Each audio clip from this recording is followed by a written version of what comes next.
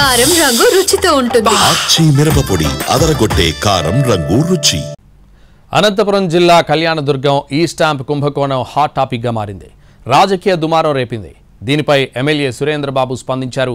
నిందితుడు బోయ ఎర్రప్ప తప్పుడు పనులతో తనకు ఎలాంటి సంబంధం లేదన్నారు. రాజకీయ కుట్రలో భాగంగానే తనపై అసత్య ఆరోపణలు చేస్తున్నారని వివరణ ఇచ్చారు. ఈ స్టాంప్ కుంభకోణంలో తాము కూడా బాధితులమేనంటున్న ఎమ్మెల్యే సురేంద్రబాబుతో మా ప్రతినిధి శ్రీనివాస్ ఫేస్ టు ఫేస్. ప్రధానంగా మీ కంపెనీకి ఏదైతే ఉందో కంపెనీకి బాబుకు ఉన్న సంబంధం ఏమి, మీరు ఎక్కడెక్కడ స్టాంపులు కొనుగోలు చేస్తారు?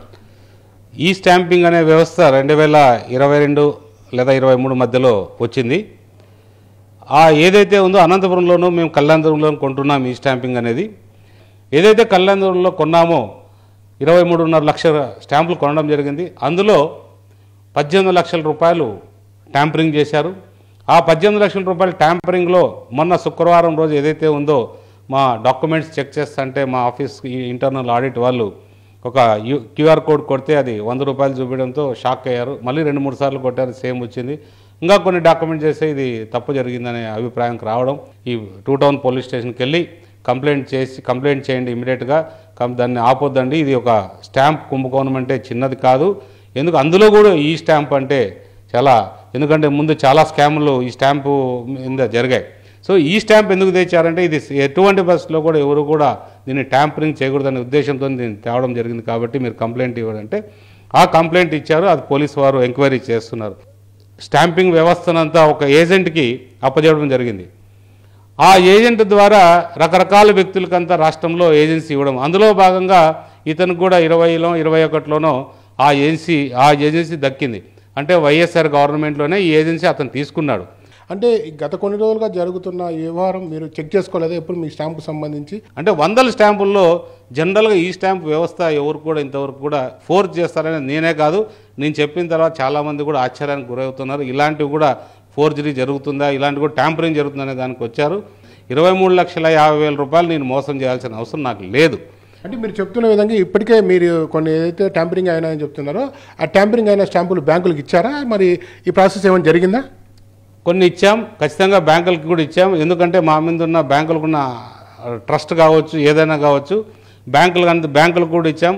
ఈ మిస్టేక్స్ అయినా కాబట్టి కమిషనర్ గారికి కూడా ఒక లెటర్ ఇవ్వడం జరిగింది. ప్రధానంగా విపక్షాలు ఆరోపిస్తున్న విధంగా ఏదైతే ఉందో మీ సేవకు సంబంధించిన ఒక నిర్వాహకుడు సామాన్యుడు ఇంత పెద్ద స్కామ్కి సంబంధించి చేయలేడు, ఎమ్మెల్యే ఎవరైతే ఉన్నారో ఎమ్మెల్యేతో సన్నిహితంగా ఉన్నాడు కాబట్టి చేశారని చెప్పి విపక్షాలు మీ పైన ఆరోపిస్తున్న పరిస్థితి. 2020-21లోనే వాళ్ళు ఈ స్టాంపు ఏజెన్సీ అతను తీసుకున్నాడు.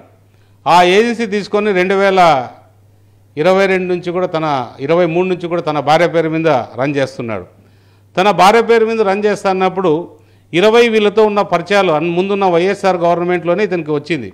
ఆ రోజు కూడా ఏమన్నా ఇది దింపి నా పక్కన చేరేటట్టు చూసి దీనికి ఏదైనా ఉసిగొలిపారా, ఇదే రంగయ్య లాంటి వ్యక్తులు, బయటకు కనిపించే రంగయ్య కాదు, అవినీతి పరుడే, పూర్తిగా రంగయ్య కూడా అవినీతి పరుడే.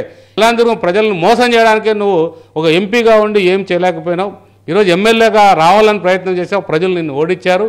ప్రధానంగా విపక్షాలు సిబిఐ విచారణకు డిమాండ్ చేస్తున్న పరిస్థితి ఉంది. నిన్న మీ కంపెనీకి సంబంధించిన ప్రతినిధులు కూడా ప్రత్యేక దర్యాప్తు సంస్థతో దీన్ని ఎంక్వైరీ చేయించాలని చెబుతున్న పరిస్థితి. ఇక కళ్యాణదుర్గం కేంద్రంగానే కాదు మిగతా రాష్ట్ర వ్యాప్తంగా కూడా ఇది జరిగిందన్న ఒక అనుమానం నేపథ్యంలో మీరు ఎలాంటి విచారణకి, అంటే విపక్షాలు చేస్తున్న విధంగా సిబిఐ విచారణ కావాలని కోరుతారా?